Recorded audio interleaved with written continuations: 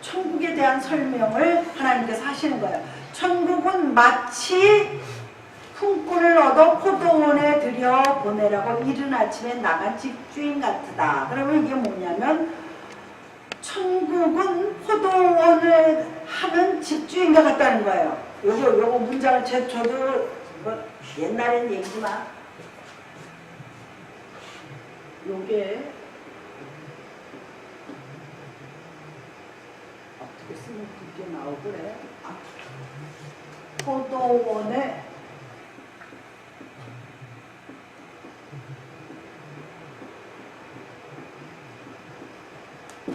네. 20장은 포도원의 품꾼들에 대한 이야기예요. 우리는 모두 포도원에 있는 품꾼들이에요. 이 포도원은 손이 많이 가는 그런, 그러니까 포도를 뭐 저는 잘 모르지만 이렇게 그 나무마다 이렇게 보니까요, 이렇게 쳐주는 거야, 깨끗하게. 예, 어서 오세요. 이게 깨끗하게 포도를 짝짝짝 이렇게, 그러니까 포도가 이렇게 열리면 고개 깨끗하게 정리를 하나 봐요. 그러니까 포도원이 크면은 손이 많이 필요할 거 아닙니까? 그런데 주님께서 이 포도원을 하는 품꾼을 들여보내는 주인과 같다 그랬어요. 그러면 이게 주님을 말씀하시는 거예요. 자기 자신을 말씀하시는 거예요. 그가 하루에 한 데나니오씩 품꾼들에게 약속했다 그랬어요. 여기 한 데나니오는 그 당시에 노동자들의 그 임금이라고 그러나? 하루 임금? 예. 그러니까 하루 한 데나니온, 그 당시 노동자의 하루 품삯이에요. 하루 품삯 한 데나니온 준다는 게.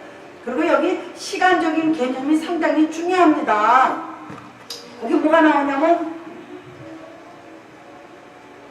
제30, 우리 시간하고 좀 달라요. 30. 요게 아침 9시예요. 이게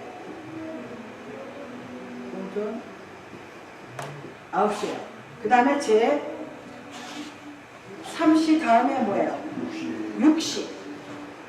여기서 이제 계산해서 내려가면 됩니다. 숫자가 더 낫죠. 요게 오전 12시예요. 6시가.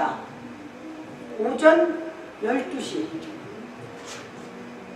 오전 12시. 그 다음에 제 9시죠. 10시, 11시. 9시. 제 9시에. 9시. 요게 몇 시냐면 오후 3시. 계산 빨리 하셨네. 오후 3시에요. 그 다음에 한 번 더 나와요. 제 11시.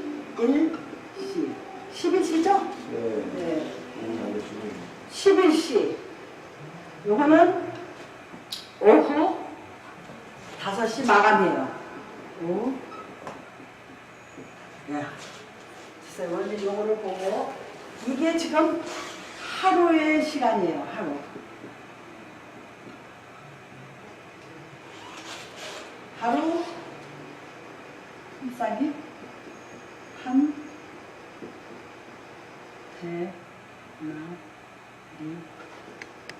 데나리온이에요. 보겠습니다.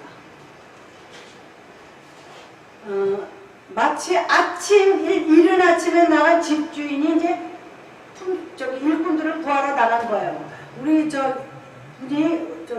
일하는 사람들 구하잖아요, 아침에. 옛날이나, 이게 언제쯤 얘기예요? 2000년 전 얘기예요. 옛날이나 지금이나 인간 시장은 있었다는 얘기예요. 더 올라가서 모세 시대도 있었다는 얘기예요. 그러니까 오전에 9시에 일을 시작하니까 사람은 오전에 가니까 있었어요. 그래서 어떻게 했어요? 그들에게 장터에서 놀고 있대, 아침부터. 그러니까 이 사람들이 일을 하려고 나왔는지는 잘 모르겠지만 그런 설명은 없잖아요. 장터에서 놀고 서 있는 사람들이 또 있는지라 그랬습니다. 이거를 제가요 오늘 이번 주 여러 번을 읽으면서 느낀 게 있어요.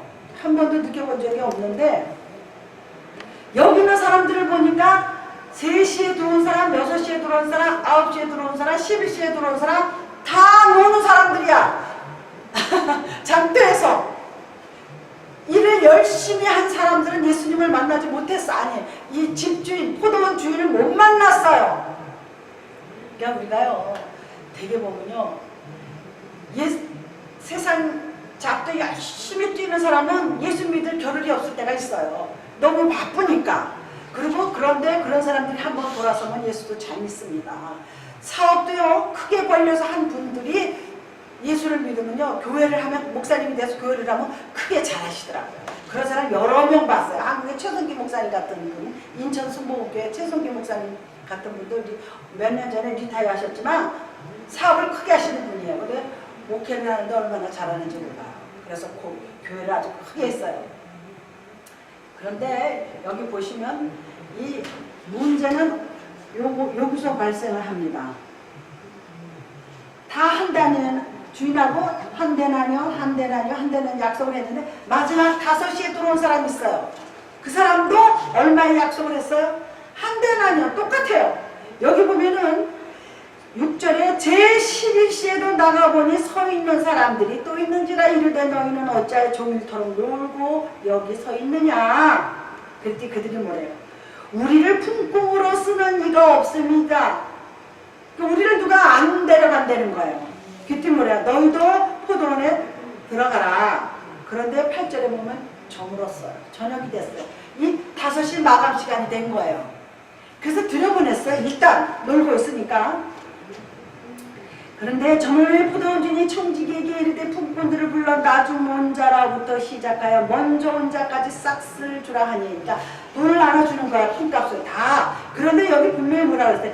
나중 온 자로부터. 늦게 들어왔어도 한 데나니온이야. 아침에 온 사람도 한 데나니온이에요. 그래서 일찍 들어온 사람들이 불평을 합니다. 뭐라고 불편해요?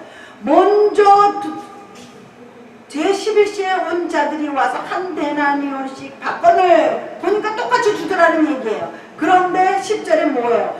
먼저 온 자들이 와서 더 받을 줄 알았더니 그들도 한 데나니온씩 받은지라. 그러니까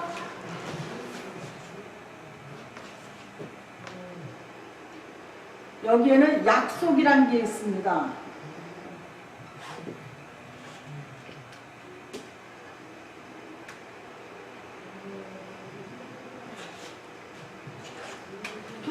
들어오는 사람하고 약속했어요. 한 대나니온 줄게. 오늘 하루이라면. 그런데 이 사람하고도 한 대나니온 준다 그랬어요. 이 사람하고도 한 대나니온. 마지막 사람도 한 대나니온. 그러면 마지막 사람은 일을 얼마 안 했어요. 늦게 와서. 이게 뭐라고 합니까? 제11시에 온 자들이 와서 한 데나니온씩 받고는 먼저 온 자들이 더 받을 줄 알고 그들도 한 데나니온씩 받은지라. 그래서 먼저 들어온 사람들이 뭐를 해요? 주인을 원망한지라 그랬습니다. 문제는 거기서 발생합니다. 아니 왜 저 사람들은 지금 들어왔고 우리는 아침부터 수고하고 애썼는데 왜 똑같이 주냐 이거야. 주인 마음이죠. 그런데 중요한 게 뭐냐면 약속했어요. 들어올 때 포도원에 들어올 때 이 사람 다 약속했어요. 한 달은 오케이 하고 들어왔어요. 이 사람도 오케이 하고 들어오고 오케이 하고 들어오고 마지막도 오케이 하고 들어왔어요. 중요한 건 어디에 있냐면 저 약속에 있는 거예요. 주님은요 먼저 믿었다 그래서 더 많이 축복을 주시고 나중 믿었다가 축복을 덜 주시는 거 아닙니다. 사람들은요 그렇게 생각하는 경향이 참 많습니다. 오래 믿은 사람이 더 잘 믿고 더 많은 축복을 받아야 되는데 그렇지가 않아요. 임종 때 예수 믿은 사람들 많습니다. 숨이 꼴바닥 넘어가기 전에 예수님을 믿겠습니까? 그러면 네 해요. 예수는 그리스도 하십니다. 우리 아버지가 그랬어요. 친정아버지가 돌아가실 때 돼서 아버지 우리 식구들이 다 그러죠. 아버지 예수 믿으세요. 믿죠? 고개를 끄덕 하시더라고요. 나가죠. 이게 바로 그거예요. 그 얘기를 하려고 그러는 거예요. 주님은 약속하셨어요. 주일학기 때부터 예수 믿은 사람이나 저같이 50, 60, 70 돼서 믿은 사람이나 하나님이 주시는 축복은 똑같습니다. 구원은 똑같이 주는 거예요. 여기다 구원이 있다는 얘기예요. 포도원에 들어간 사람과 같다 그랬어요. 천국은. 그러면 뭡니까? 이게 다 약속한 거예요. 하나님이 십자가에 달리실 때는 나중된 자가 먼저 되고 먼저 된 자가 나중된다는 그 의미도 들어있습니다. 예수 그리스도의 십자가 주님의 보혈의 능력만 의지하면 예수 이름을 부르는 자는 구원을 얻으리라 그랬습니다. 이 12시에 들어온 사람이나 오전 9시에 들어온 사람이나 예수 이름을 부르기만 하면 구원을 받는다고 말을 하고 있는 것을 볼 수가 있습니다. 그런데요, 우리 19장 마지막 절 한번 보시겠습니다. 19장 마지막 절 한번 읽어보세요, 집사님. 20장 그러면 먼저 된 자로서 나중되고 나중된 자로서 먼저 될 자가 많으라. 예. 그 다음에 16절 한번 읽어보세요. 20장 16절. 어떤 사람이 아니 16절. 이거 20장이요? 네. 20장에 이와 같이 나중된 자로서 먼저 되고 먼저 된 자로서 나중이 된다. 예. 똑같은 내용이에요. 19장 마지막 절이 여기하고 연결이 되는 거예요. 그래가지고 예수님께서 포도원의 품꾼들을 비유한 거예요. 그러니까 아침에 들어왔든 저녁 다 질무렵에 들어왔든 간에 한 데나리온을 약속했기 때문에 똑같이 준다는 거야. 이거를 구원으로 생각하면 됩니다. 일찍 믿은 자나 늦게 믿은 자나 구원은 똑같이 이루어진다는 것을 여기서 말씀드린 것을 볼 수가 있습니다. 그런데 19장 27절에도 잠깐 보시면 이에 베드로가 대답하여 이르되 보소서 우리가 모든 것을 버리고 주를 따라 싸운데 그런즉 우리가 무엇을 얻으리까 그랬어요. 이 베드로가 예수님을 3년 동안 쫓아다녔어요. 무슨 지 아시죠? 3년 동안 쫓아다녔는데 우리가 무엇을 얻는다고 대가를 말하는 거예요. 그 베드로 나온 내용이에요. 그렇게 말을 해요. 우리가 모든 것을 버리고, 이 사람은 어부였어요. 그래서 그물을 던져버렸어요. 그물을 버리고 주를 쫓아 싸운데 우리에게 온 게 뭐냐. 육신적으로 볼 때는 아무것도 없어요. 예수님이 십자가에 달리는 거나 봤죠. 그리고 자기도 죽을 위치에 놓이니까 도망갔잖아요. 3번 부인했어요. 나 예수 모른다고 3번 부인을 했어요. 그랬더니 주님께서 내 이름을 위하여 집이나 형제나 자매나 부모나 자식이나 전토를 벌인 자마다 여러 배를 받고 또 영생을 상속하리라 그렇게 말씀하고 있는 것을 볼 수가 있습니다.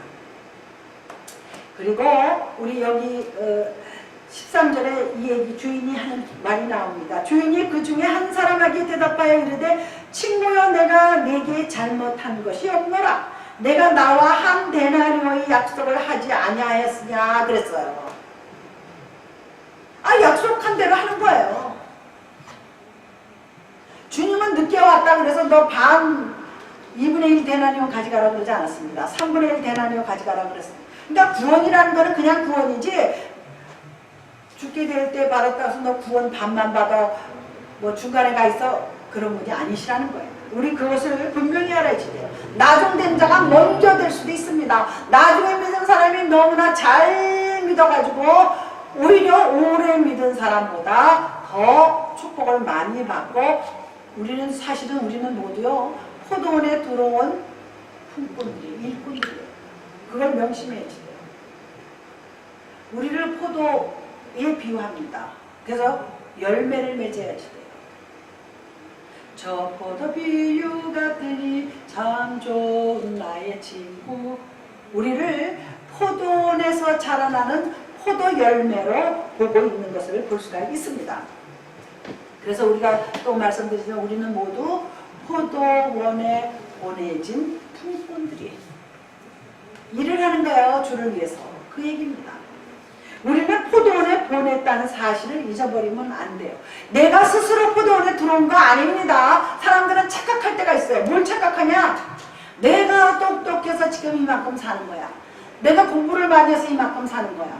내가 뭐 어떻게 해서 내가 다 자기가 스스로 하는 줄로 착각할 때가 있습니다. 그러나 우리는 주인이 보냈어요. 주님께서 이 땅에 우리를 보냈을 때는 복음을 위해서 살다가 나중에 다시 그곳으로 가는 거예요. 주님이 우리를 보냈는데 우리가 이 땅에서 일을 다 마치고 다시 어디로 돌아가요? 온대로 다시 가는 겁니다. 이게요, 이런 게 있습니다.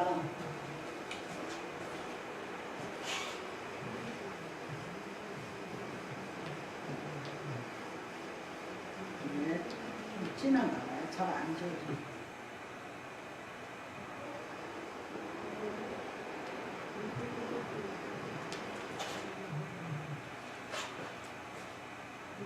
하늘에서 내려온 분은 주님이세요. 근데 주님이 이 땅에서 일을 다 마치고 다시 하늘로 올라가셨어요. 그런데 우리는 땅에서 났어요. 그래서 다시 땅으로 갑니다. 우리를 흙으로 만들었기 때문에 다시 흙으로 돌아가는 것이에요. 저번에 어디서 뉴스에 보니까 미라가 발견됐는데 한국에서도 미라가 요즘에 심심찮게 발견된대요. 조선시대, 또 삼국시대 이럴 때. 그런데요, 그 미라를 이렇게 중동지방 같은 데는 약을, 향료를 넣고, 그게 뭐냐면 예수님께서 황금과 유황과 모양 나오죠. 황금, 유향, 이건 누가 어디 나타나요? 이건 너무너무 중요한 거예요. 이 황금은 믿음을 표현합니다. 금 같은 믿음. 그리고 유향은 우리가 이렇게 본이 이렇게 향기 나는 거잖아요. 본이 되는 삶을 살아야 되는 거예요. 크리스찬들은. 그 다음에 이 모략은 썩지 않는 거예요. 방부제예요. 모략은 방부제인데 중동이나 저쪽에서는 미라가 발견되면 다 이 방부제를 써요. 그래서 지금 김일성이 김정은이 저 유리관에다 넣어서 하잖아요. 그 김일성 궁전인가? 그다 모략을 쓴 거예요. 썩지 않게. 그런데 조선시대에 요즘에 발견되는 한국의 미라는 아무것도 쓰질 않았대. 아무것도 쓰질 않았는데 미라가 그 사진 보니까요.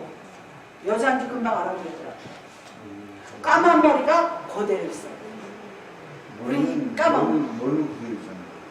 그쵸? 그런데 어떤 때는 머리도 썩어요. 근데 썩지 않고 머리가 새카만 숱도 많더라고요. 여자가 그냥 새카만 머리가 그대로 있고요. 손톱도 그냥 있어요. 근데 그거를 조사하다 보니까 신분도 나와요. 이 사람이 무엇을 거기서 어떤 남자미라는 조선시대 무슨 장군이었던 사람이야. 그것도 다 나오더라고요. 그러니까 이게 어디서 나오는 거예요? 예수님 그 동방박사 세 사람에서 이게 하나씩 가져왔다 이렇게 이제 나오는데 세 사람이 다 이 세 가지 씨를 들고 왔는지 그건 표현은 안 돼 있죠. 한 사람이 하나씩 가지고 왔는지는 몰라요. 그런데 거기서 동방박사 세 사람 황금유양 모양 이렇게 쭉 1절, 2절, 3절에 이제 황금유양 모양이 나옵니다. 이게 그들이 하나씩 가지고 주님 앞에 나타나신 거예요. 주님이 바로 이게 예수 그리스도예요. 이 세 가지. 아기 예수한테 나타났지만 황금과 유향과 모략.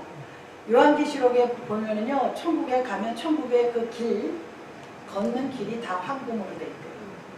그래서 저번에 어떤 사람이 천국을 보고 왔다 그러는데요. 막 번쩍번쩍해 거기가 다 황금길이니까 우리가 눈물 없는 황금길을 걸어간다는 찬송도 있어요. 막 길도 황금이고 무슨 이렇게 빌딩 같이 이렇게 멋있는데 그게 다 황금이야. 번쩍번쩍하더라고. 이 황금 유향 모략을 우리가 잊어버리면 안 됩니다. 그래서 우리는 황금과 같은 금과 같은 믿음을 가져야지 돼. 변하지 않게. 그래서 우리가 그 나중된 자가 먼저 되고 먼저 된 자가 나중된다 이런 뜻은 이 천국은 마치 품꾼을 얻어 포도원에 들여보내려고 이른 아침에 나갈 집주인과 같은 그거예요. 이 집주인은 예수님을 말하는 거예요. 하나님을 말하는 겁니다. 그래서 우리를 하나둘씩 구원의 약속에 들여보내는 거예요. 할렐루야. 그거를 우리가 여기서 비유해서 말씀 주는 것을 볼 수가 있습니다. 그래서 제가 아까 말씀드린 대 사람이 죽기 직전에 구원받는 사람이 있습니다. 그 사람은 포도원에 마지막 들어온 사람이에요. 아, 저 사람 평생 예수 안 믿는데 왜 지금 구원을 주십니까? 그건 아닙니다. 주인 마음대로예요. 그리고 여기 베드로가 뭐라 물어보냐면 우리가 무엇을 얻으리까? 그래요. 우리가 주님을 따라다녀야 되는데 우리에게 큰 상급을 줘야 되잖아요. 그랬더니 하나님 뭐라 그래요? 누구에게 무엇을 어떻게 주든 간에 하나님의 주권이에요. 예수님의 주권입니다. 할렐루야. 주님 마음대로예요. 그것이 중요한 겁니다. 그 다음에 지금 말씀드린 12시에 들어온 포도원에 들어온 사람은 삶의 마지막 때에 영생과 축복을 받은 사람이에요. 이것도 하나님의 주권적인 은혜예요. 그러니까 하나님이 누구는 구원하고 누구는 구원하지 않는다는 이 얘기는 잘 몰라. 그 뜻은 몰라요. 그래서 칼빈은 신학자 칼빈이라고 있습니다. 칼빈은 예정론을 말하는 사람이에요. 우리를 구원하려고 이미 예정했던 거라는 거예요. 테드김 집사님을 구원하려고 이미 태초부터 예정했다는 얘기예요. 예정한 게 지금이라는 거예요. 그 예정된 날짜가 지금이라는 겁니다. 그래서 거기서 또 삐딱해가지고 이단이 나오면 평신도예요. 평신도는 한번 구원받으면 기도 안 해도 된다는 거예요. 그 예정론에 많이 가깝게 얘기하지만 틀린 진리가 많이 있다는 것을 우리가 볼 수가 있습니다. 뭐 9월 9일인지 9월 며칠인지 지금 신천지가 어디 큰 야구장 같은데 거기를 빌렸대요. 전당대회 같이 하느라고. 그걸 뭐라 그런지 모르겠어. 신천지는. 그랬는데 지금 기존 기독교 사람들이 그거 지금 캔슬하라고. 그런데 정부 쪽에서는 캔슬할 수 없다고. 그래서 지금 버티고 있는 거예요. 세상에. 예전에 했던 거를 사진을 찍어서 보여주는 거고. 그 넓은, 예를 들어서 여기 LA 구장 그만 거기 다 찼어요. 세상에. 엄청나게 사람들이 신천지를 믿는 거예요. 그렇게 이단이라 그래나 뭐라 그래도 안 통해요. 그냥 믿는 거예요. 그래서 우리가 지금은 예수 믿기 좀 힘들고 피곤하고 여러 가지가 있죠. 그러나 우리가 주님을 향한 신실함이 변하지 않으면 반드시 보상이 있습니다. 보상 없는 거 못 봤어요. 그래서 우리가 내가 1시간 일을 하든 어떤 분은 60, 70의 목사님이 되시는 분도 있어요. 그래서 아유 저 사람은 지금 목사 돼가지고 무슨 일을 하겠어. 그런데 또 나름대로 하러 다니더라고요. 이렇게 목회는 안 해도 나름대로 하러 다니고. 그러니까 우리가 1시간 일을 하든 20살에 30살에 목사가 돼서 일을 하든 간에 하나님이 내게 맡기신 일이 있을 거예요.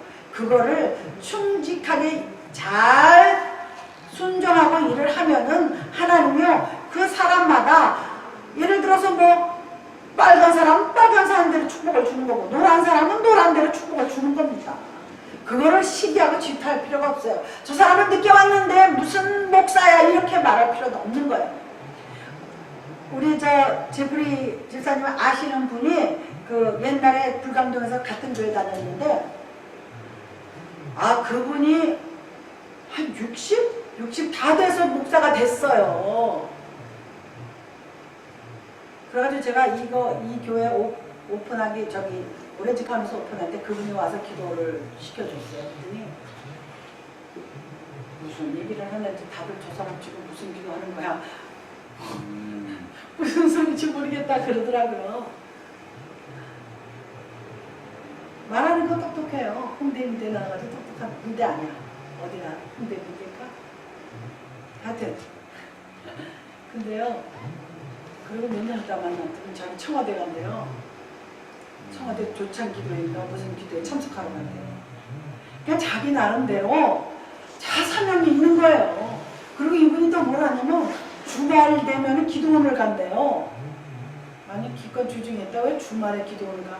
기도원 가서 뭐 기도원에 오는 사람들 위해서 또 기도를 해준대요. 뭐 설교를 한다는 소리인지 기도를 해준대요. 그래서 내가 사람은 다 60에 됐든 70에 됐든 자기 사명을 다 감당하고 있는 것입니다. 재밌어요. 그분 보면은. 우리 교회 와서 대표 기도를 시켰어요. 오신다니까. 기도 딱 끝나고 내 집에 왔더니 예배 보고 그래 언니 그 사람 누구냐 그래서 그 사람 이래저래 사람이야. 무슨 기도 근데 딴 사람도 저한테 와서 그 얘기를 하는 거야. 참 어려운 문제죠. 그러니까 우리가 기도를 하려면요 기도의 포인트가 뭔지를 알아야지 돼요. 내가 지금 예배의 대표 기도를 하는 건지 그냥 통성 기도를 하는 건지 그걸 분명히 알아야 돼요. 생일집에서 생일 기도를 하는 건지 환갑집에서 환갑 기도를 하는 건지 그거 알아야 돼요. 아니면 병원에 가서 병자를 위해서 기도를 하는 거지 그 포인트만 딱 하면 돼요. 마냥 길게 할 필요가 없는 거예요. 그러니까 그냥 기도합시다 해서 그냥 평상시 생각을 막 기도하는 게 아니고 내가 지금 여기서 왜 기도를 하는지를 그것만 딱 얘기하면 되는 거예요. 근데 그거 모르는 사람 많습니다. 다 알 것 같으죠? 다 몰라요. 그러니까 참 중요합니다. 그 다음에 오늘은 요거하고 이제 2개지만 더 하면 마칩니다. 그 유명한 부흥 강사 미국의 빌리그램이라고 있습니다. 그분이 몇 년 전에 돌아가셨어요. 그분은 정말 전 세계를 돌아다니면서 부흥을 하고 우리 한국에도 여러 번 왔어요. 그래서 여의도에서 큰 부흥회도 여의도 광장에서 막 대규모 그 집회도 하고 그랬어요. 저도 한번 가서 본 적도 있고 또 여의도 순복교에 가서도 한 적도 있고 그래요. 그 사람들이 생각하기에 그 사람은 얼마나 상급이 많겠어요. 많겠죠. 뭐라고 우리가 알지는 보장은 못하지만 그런 사람도 상급이 있는가 하면요. 사람들이 알지를 못해요. 들어보지도 못한 사람이야.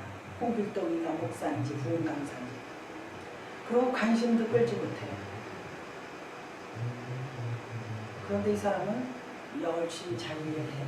부흥을 좀 열심히 하는 거예요. 상급이 있겠어요? 없겠어요? 있죠. 그래서 내가 이거를 정리하다 보니까 그 사람이라 그냥 이름도 없고 빛도 없고 맨날 그러지만 내가 뭐 누구의 관심도 끌지 않고 누가 뭐 김성훈 목사 알아주지도 않지만 저도 이렇게 열심히 갑니다. 한 사람이 왔던 두 사람이 왔던 오늘 이 집사님이 어디 매개에 가서 밥 먹자 그랬더니 안 오시네. 글로 오래요. 끝나고. 네? 글로 오래요. 끝나고. 끝나고 글로 오래요? 어디 밥 먹자고? 무슨 일이야? 맥카페. 맥카페? 글로 오래는 거였어요. 누가 손님이 왔나 보지. 글쎄요. 그러면 정말 우리가 예수를 믿는다면요 섬길 줄 알아야지 돼요. 지금부터 이제 또 섬기는 얘기가 나옵니다.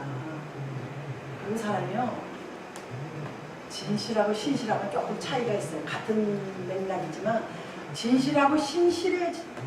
우리는요 또 내가 이거를 준비를 하면서 장소와 시간에 상관없이 주님이 명령하셨으니까 섬기는 거예요. 그러니까 얼마 우리가 지금 삼층국에서 예배를 보는데 내가 이거를 그저께 정리를 했어요. 지금 이름도 없고 빛도 없는 사람이 지금 시간과 장소 상관없이 지금 하는데 꼭 나를 두고 한 소리 같아. 우리 찬송이죠. 초막이나 궁궐이나 매주 예수 오신 곳이 하늘나라. 초막이나 궁궐이나 우리가요 초막이라고 주님이 안 오시지 않아요. 성령님 오십니다. 그리고 궁궐도 오십니다. 우리 여기 3층에 비록 춤추는 데지만 오십니다. 성령님이 이 자리에 계실 줄 믿습니다. 할렐루야. 아멘. 성령님이 또 어디 있어요? 각자 이 가슴에 있습니다. 내가 주님을 고백할 수 있다는 것은 성령이 내 안에 있기 때문에 고백합니다. 그냥 내가 남들이 따라서 하는 그런 고백을 말하는 게 아니라 이상하게 내 안에 부인할 수 없는 그 무언가 있습니다. 그것이 성령이에요. 할렐루야. 그것이 성령이에요. 참 중요하죠. 그 다음에 17절 이하는요. 예수님이 죽을 거라는 것을 제자들에게 말하는 거예요. 많은 무리가 따라갔는데 그 중에서 12제자가 따로 빼가지고 다시 어디를 가요. 여기 보시면 예수께서 예루살렘으로 올라가려 하실 때 12제자를 따로 데리시고 그랬어요. 따로. 그러니까 12제자에게만 당부하실 말씀이 있으신 거예요. 내가 이제 죽는다. 그 얘기입니다. 18절에 보라 우리가 예루살렘으로 올라가노니 인자가 대제사장들과 서기관들에게 넘겨짐에 그들이 죽이기로 결의하고 주님은 죽을 줄 알고 예루살렘에 들어온 거예요. 원래는 예루살렘으로 들어가려고 그럴 때 여기 이제 딴 복음서에는 가지 말라 그래요. 가면 죽습니다 그래요. 그런데 주님은 강행합니다. 강행하고 예루살렘으로 들어갑니다. 이방인들에게 넘겨줘 그를 조롱하며 채찍질하며 십자가에 못 박게 할 것이나 제3일에 살아나리라. 내가 예루살렘으로 들어가면 나 죽어. 그렇지만 3일 만에 나 부활해. 이 얘기를 하는 거예요. 제자들에게. 그러니까 우리가 중요한 거는요. 가까운 사람들한테는 얘기하잖아요. 많은 무리들한테 얘기하지 않으셨어요. 자기가 늘 동고동락했던 12제자들에게 내가 지금 예루살렘에 죽으러 들어간다. 여기서는요. 예수님이 자기가 죽고 부활한다는 말을 3번 하셨어요. 이게 3번째 마지막입니다. 그리고 이 제자들이 예수님하고 마지막 데이트를 하는 거예요. 마지막 예루살렘으로 들어갑니다. 예수님의 심정이 어떻겠어요? 그랬더니 그 다음에 20절 보면 무슨 얘기가 나오냐면 그때의 세베대의 아들의 어머니가 그 아들들을 데리고 예수께 와서 절하며 무엇을 구하니 무엇을 구했어요? 이 세베대의 아들들은 야고보와 요한입니다. 야고보와 요한. 근데 이 요한은 유명합니다. 요한은 요한복음과 마지막에 요한계시록을 기록한 사람이에요. 이 요한은. 그런데 이 어머니가 나타나서 당신이 주의 나라에 들어갈 때 우리 아들들에게 좌편 우편 자리를 좋은 자리를 달래는 거예요. 재미난 얘기죠? 그런데 제가 오늘 책을 보니까 이러한 내용이 있어요. 아마 어머니가 갑자기 나타나서 한 게 아니라 아들들이 엄마한테 가서 주님한테 좀 백 좀 써봐 그랬을 거라는 거 짐작이지만 근데 그게 불가능한 얘기가 아니에요. 집에 가서 엄마 예수님이 이러저러해서 죽으셨다 부활하신다는데 우리 좀 좋은 자리 하늘나라에 가서 좋은 자리 좀 달라 그래. 그래? 그럼 내가 가서 얘기하지. 능히 이럴 수 있습니다. 우리 한창 입시 때요. 엄마들이 얼마나 치맛바람 날렸어요. 엄청나게 치맛바람 날리고 다녔습니다. 어떤 엄마는요. 사흘이 멀다고 학교 와요. 우리 친구 어머니가 왜 또 그 당시에는 그래도 한복을 입고 딱 왔어. 봄이었는지 가을이었는지 하여간 얇은 한복이었어. 딱 왔는데요. 어떻게 걷는 게 딸하고 똑같아요. 그래서 내가 이 정도는 못해. 그리고 선생님하고 얘기하는 거 우리가 창문에서 내다보니까 이렇게 손을 이렇게 하는 것도 딸하고 똑같아요. 아, 그 엄마 왜 왔는지 사흘이 멀다고 와요. 여기도 지금 똑같은 거야. 세베대의 아들들의 어머니가 와서 우리 아들들에게 좋은 자리 달래는 거예요. 옛날이나 지금이나 백 쓰는 건 똑같습니다. 그랬더니 예수님께서 뭐라 그래요? 예수께서 이르시되 무엇을 원하느냐 그래요. 너 어머니한테 그래. 뭐 때문에 왔느냐 소리예요. 뭐 때문에 뭘 원하기 때문에 여기 왔느냐. 나의 두 아들을 주의 나라에 하나님의 우편에 하나는 좌편에 앉게 해달라 이거예요. 그 다음이 더 재밌습니다. 예수께서 대답하였다. 너희는 너희가 구하는 것을 알지 못하는도다. 내가 죽어가는데 내가 죽는다면 너 지금 너도 같이 죽을 수 있느냐 이거야. 네 아들들도 같이 죽을 수 있느냐는 얘기입니다. 내가 마시려는 잔을 너희가 마실 수 있느냐. 주님이 십자가에서 달려서 돌아가실 것을 너도 나와 같이 그렇게 할 수 있느냐 소리입니다. 그러면서 뭐라 그래 23절에 너희가 과연 내 잔을 마시려니와 내 좌우편에 앉는 것은 내가 주는 것이 아니라 내 아버지께 누구를 위하여 예배하셨는지 그들이 얻을 것이라. 이게 아까 포도원의 품꾼하고 똑같은 거야. 아침에 들어온 사람 저녁 늦게 들어온 사람이나 약속한 한 대나니어 주는 거야. 근데 이 세베대의 아들의 엄마가 우리 아들 하나는 우편에 하나는 좌편에 앉게 해주세요. 그랬더니 주님이 포효적 뛰면서 뭐라 그래요? 내가 지금 마시려는 잔이 있는데 너 아들들하고 같이 먹을 수 있어? 그 얘기입니다. 결론은 이게 뭐냐면 나 지금 죽으러 들어왔는데 니네 아들들 죽일 수 있어? 이 얘기예요. 그러고서는 예수님이 최종 결론을 내립니다. 누구를 위하여 예비하셨는지 그들이 얻을 것이다. 그러니까 너희들이 알아서 너희들이 얼마나 하나님께 충성하고 예수님께 충성하고 충성하고 믿음이 얼마나 있느냐, 복음을 얼마나 전하냐, 주의 영광과 복음 위해서 얼마나 살았느냐에 따라서 자리가 된다는 겁니다. 그 다음에 여기 보시면 뭐가 있어요. 예수께서 제자들을 불러다가 이르시되 이방인의 집권자들이 그들의 임의로 주관하고 그 고관들이 그들에게 권세를 부리는 줄. 여기서 권세를 말씀드립니다. 이 권세는 사람들이요, 이 권세 때문에 문제가 생기는 거예요. 이 권세는 무지하게 중요해요. 이 권세. 권세는요, 말에서 주는 권세가 있어요. 제가 언제가 말씀드렸잖아요. 길 가다가 스피드 티켓 뛰는 경찰들이 헬프에서 줬어요. 티켓 뛰라고. 교통 티켓 뛰라고 준 거예요. 스피드 예를 들어서 프리가 65마일인데 80마일, 65마일에서 70마일 정도는 잘 안 잡고 이제 80마일 넘어가면 팍 잡아요. 권세를 부리는 주의 종들이다. 권세를 부리는. 그래서 셰퍼드 덕트린이라고 해서 미국의, 이건 이제 제가 읽은 건데, 미국의 70년대의 목사들이 그렇게 권세를 부렸다고 합니다. 저희는 70년대에 미국에 없었기 때문에 잘 모르지만.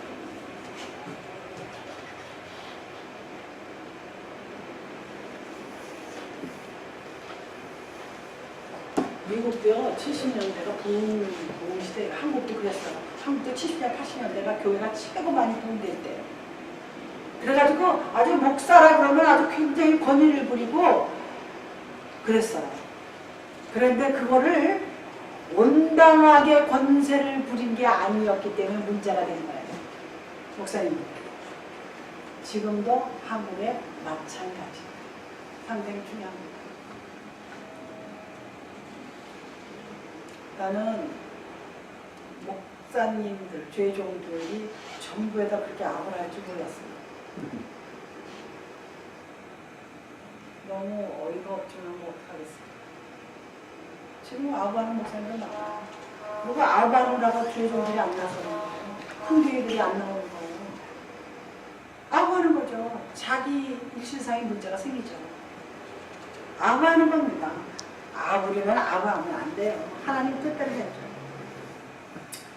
그래서 우리가 여기 예수님하고 제자들하고 예루살렘을 들어오는 마지막 여행입니다. 제자들은 그렇게까지 심각하게 생각하는데 마지막 여행으로 여기 들어와서 돌아가십니다. 그래서 그가 여기 보면 채찍질이 나옵니다. 이 채찍질이 우리 이제 성경 두 구절만 읽고 보겠습니다.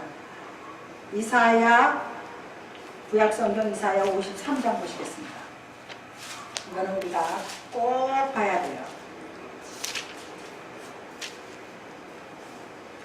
53년이? 네, 이사야 53장 7절. 예, 그게 이사야가 성경의 한가운데 있습니다. 그가 곤욕을 당하여 괴로울 때에도 그의 입을 열지 아니하였으며 마치 도수장으로 도수장? 그거예요? 네. 어린 양과 혈 깎는 자 앞에서 잠잠한 양같이 그의 입을 열지 아니하였도다. 네. 지금 이제 이사야가 예수님이라는 분이 후에 오셔서 이와 같이 당한다는 거, 십자가에 달린다는 거, 우리 죄를 위해서. 그런데 우리 가까이 마태복음 8장이 있습니다. 우리 지금 마태복음 지나왔는데 그걸 한번 상기시켜서 한번 찾아보겠습니다. 마태복음 8장 1절에 한번 보시죠.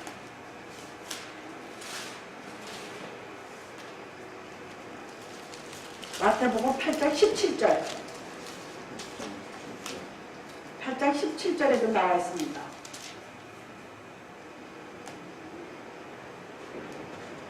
이는 선지자 이사야를 통하여 하신 말씀에 우리는 연약한 것을 친히 담당하시고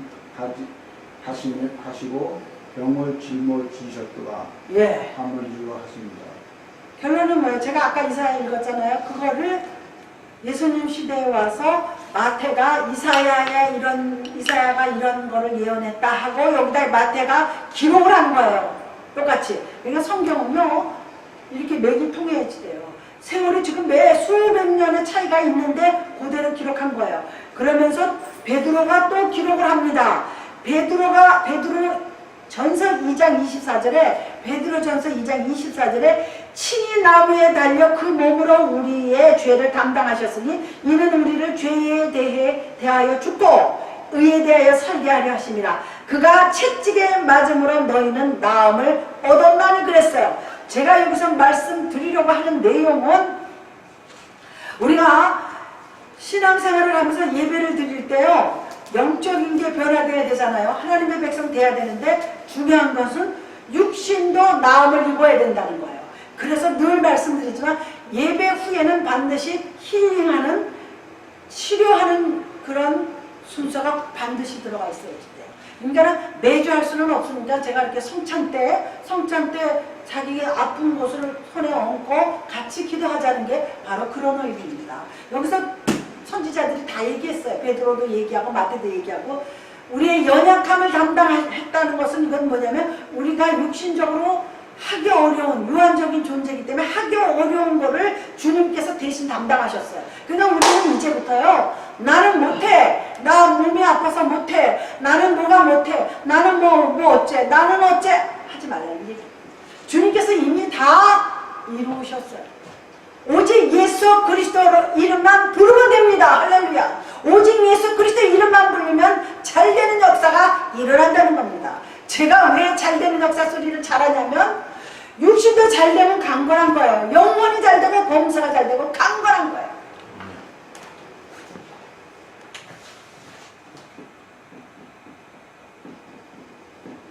영혼. 우리가 영혼이 잘 되고 있습니까? 교회 다닌다고 다 영혼이 잘 되지 않아요. 그 다음에 뭐예요? 범사. 이건 보통 라이프예요. 우리 생활.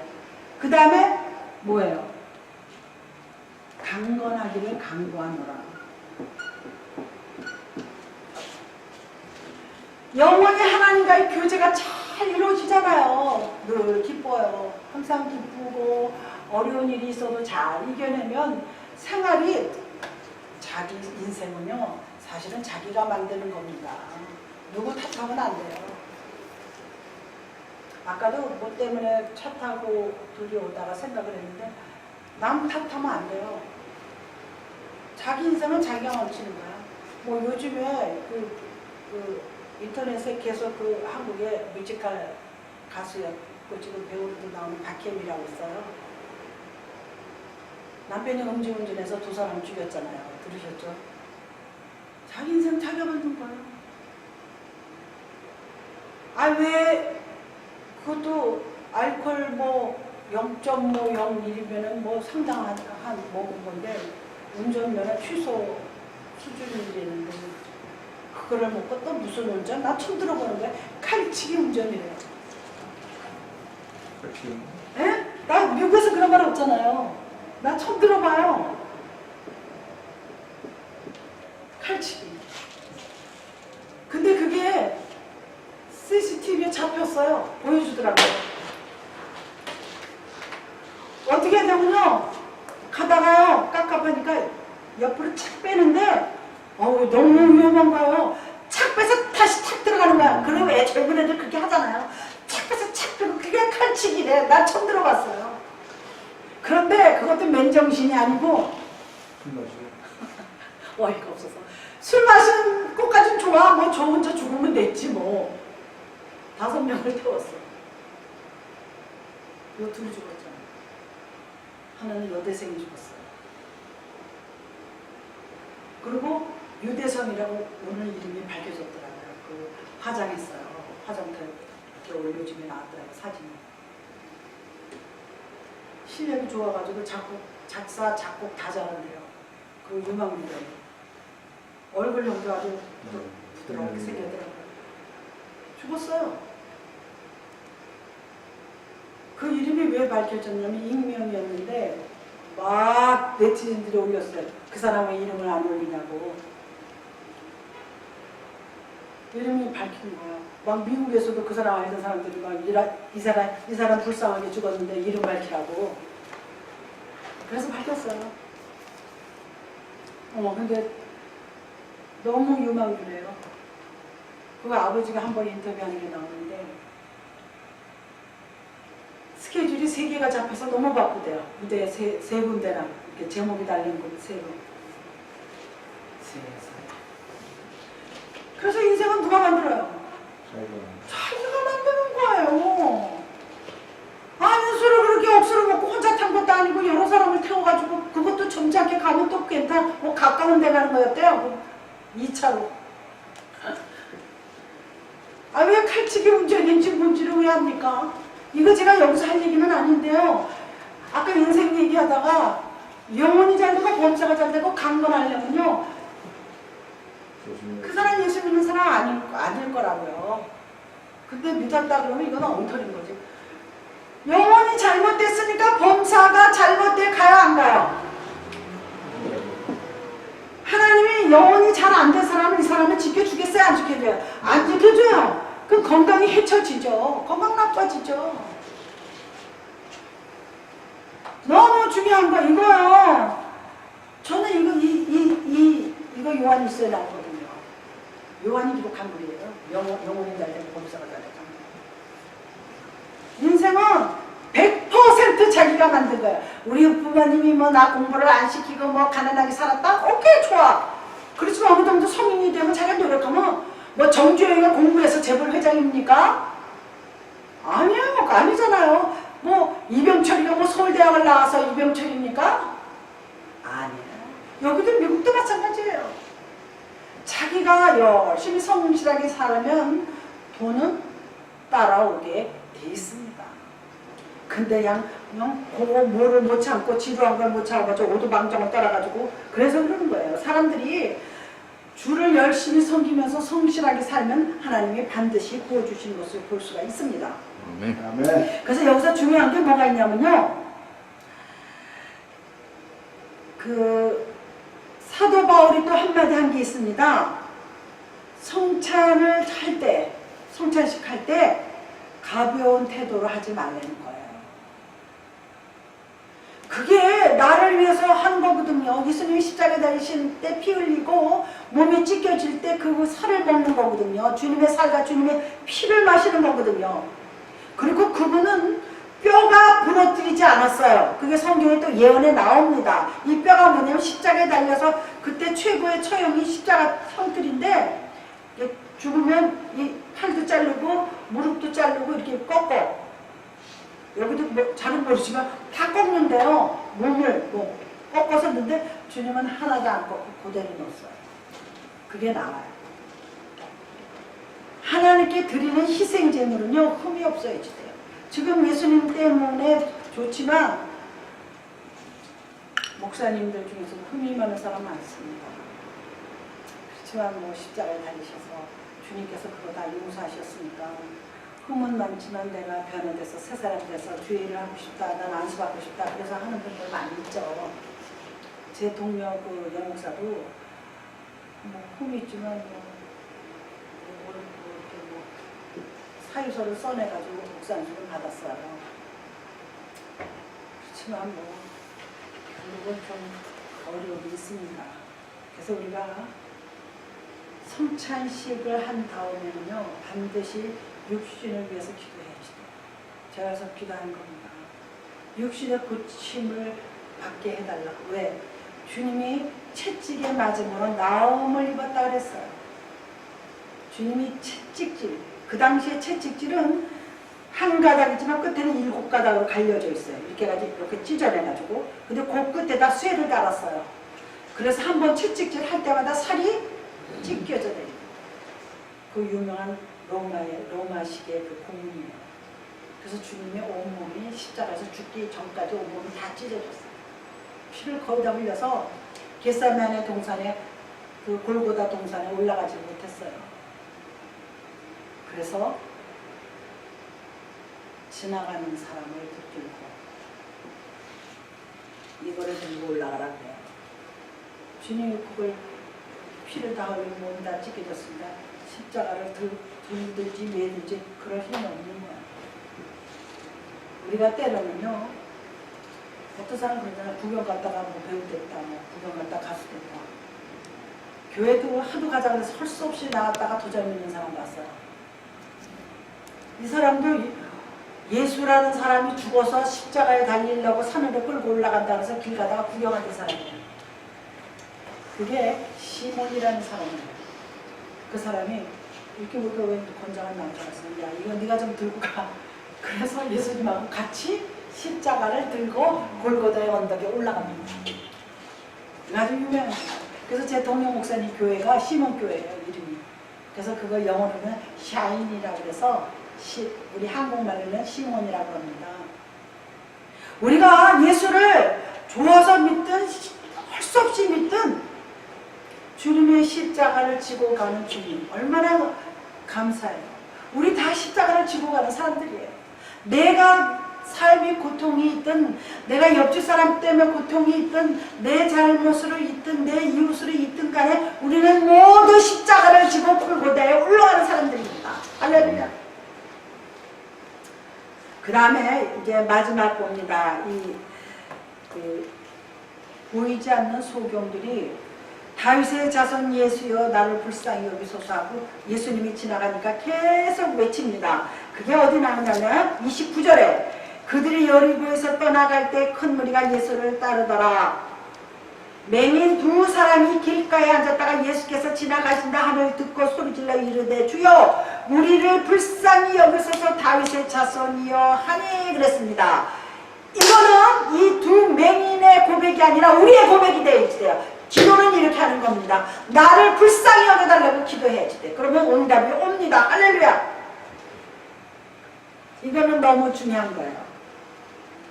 우리가 실제 육신의 눈이 안 보이기도 하지만 우리가 예수 제대로 모으고 주님 모르면 우리는 영적인 장님들이에요. 그리고 우리는 모두 죄인이었습니다. 그것을 잊어버리면 안 돼요. 그런데 여기 우리를 불쌍히 여기서도 다윗의 자손이라고 외칠 수 있는 우리들의 고백이 돼야지 돼요. 내가 뭐가 불쌍해, 내가 뭐 돈이 없어, 뭐가 없어, 내가 뭐가 불쌍해 하는 사람이 있습니다. 그런데 우리는 다 불쌍해요. 아무리 돈이 많아도 아무리 내가 지위가 높아도 언젠가는 죽어요. 그러니까 우리가 하나님한테는 나를 불쌍히 여기서 하고 고백하는 사람이 있어야지 돼요. 그리고 또 우리가 나는 불쌍할 이유가 하나도 없다 그래도 분명히 그 사람한테는 약점과 단점이 있습니다. 그래서 그들은 새로운 삶과 소망을 끈질기게 하나님 앞에 아뢰야지 돼요. 우리는 끈질긴 기질이 있어요. 기질이라고 그러죠. 기질 맞나? 맞아요? 네. 기질. 끈질긴 기질이 있어야지 돼요. 예수 한번 믿으면요 악착같이 믿어야지 돼요. 제가요 뭐를 이렇게 막 매달려 하는 스타일이 아닌데 예수는 진짜 열심히 믿었어요. 제가 며칠 전에도 저희 남편한테도 말을 했는데 다른 친구들은 시집가서 잘 사는 거야. 야 몰라 내가 걔보다 뭘 몰라. 근데 내가 예수님을 그 주변에 딱 만났어요. 그런데 천국이 있다고 그러고 지옥이 있다고 그러고 물론 어렸을 때는 믿었지만 상식으로는 알지만 그게 와서 다니까 그리고 또 뭐라 그래요. 가서 상급도 준대요. 하늘나라 가면. 나는 이 땅에 살 때 부자도 아닌데 나한테 천국에 가면 상급도 없고 예수 잘 안 믿으면 지옥 갈 수도 있고 예수 오래 믿었다 해서 천국 가는 거 아닙니다. 아까 그 품꾼의 포도원 얘기 나오잖아요. 그래서요 미친 듯이 믿었어요. 정말 저는 미친 듯이 믿었어요. 교회하고 집 외에는 생각할 수가 없었어요. 물론 지금은 물론이지만 그런데요 지금 세월이 지났는데 후회가 없어요. 너무 좋고 즐거워요. 기뻐요. 예수 믿는 게 너무 좋아요. 예수 믿는 것은 받은 증거만도다. 예수 귀한 예수 믿음 더욱 주소서. 예수 믿는 게 너무 기쁘고 즐거워요. 거기까지 가야지 돼요. 그냥 괜찮아 들으니까 또 말씀도 괜찮고 그래서 다니는 게 아니라 내 자신이 너무 즐거워야지 돼요. 성경 말씀을요 이렇게 샘물이 나오듯이 내가 계속 파야지 돼요. 읽고 또 읽고 읽고 또 읽고 기도하고 또 하고 기도하고 또 하면은 내가 지금까지 이 세상에서 맛보는 그 어떤 기쁨하고도 비교할 수가 없어요. 사람들이요 뭐 골프에 미친 사람 많이 봤어요. 그리고 뭐에 미치고 막 너무 즐겁대. 또 우리 형부는 스키 타는 게 스포츠 중에서 제일 좋대요. 우리 큰 형부는 장로님이신데 자기는 스키 타는 게 제일 재밌대요. 그래서 스키 타러 다녀요. 여기 미국 와서도 타고. 너무 즐겁답니다. 예수님을 만나고 예수님을 체험하고 예수님에 대한 거를 알게 되면요. 그런 기쁨하고 비교할 수가 없어요. 좋게 비교할 수가 없습니다. 할렐루야. 뭐 로또 뭐 100만 불 당첨된 거 좋죠 순간. 근데 로또 당첨된 사람 치고요 돈 남아있는 사람 없어요. 그거 참 희한해서. 그러니까 예수 믿는 것이 너무나 즐거워야지 돼요. 여기 다윗의 자손 예수야하고 두 소경이 쫓아왔어요. 무엇을 원하느냐 물어봐요. 사람들이 시끄럽다 그러는데도 끈질기게 나갑니다. 시끄럽다고 저리 가라 그럽니다. 그래도 예수야 나의 다윗의 자손 예수야고 계속 외쳐댑니다. 우리가 신앙생활을 이와 같이 해야지 돼요. 다른 사람, 옆 사람, 앞 사람, 뒷 사람 볼 거 없습니다. 내가 예수님을 만났으면 예수 그리스도만 바라보고 나가야 될 줄로 믿습니다. 나를 불쌍히 여기소서 해야 돼요. 할렐루야. 그래야 주님도 만나고 기쁨도 오고, 기쁨이 오면은요 눈을 뜨면은 아침에 일어나면 변한 건 하나도 없어. 어제 생활이 오늘 생활하고 똑같아. 그런데요 다 달라 보여요. 내 마음이 다르니까 내 보는 눈이 달라지니까 세상이 완전히 180도로 달라 보입니다. 그렇게 미쁜 사람이 안 미워요. 그렇게 하기 싫은 게 하기 싫지가 않아요. 이렇게 변합니다. 할렐루야. 우리 주기도문을 마치시겠습니다. 하늘에 계신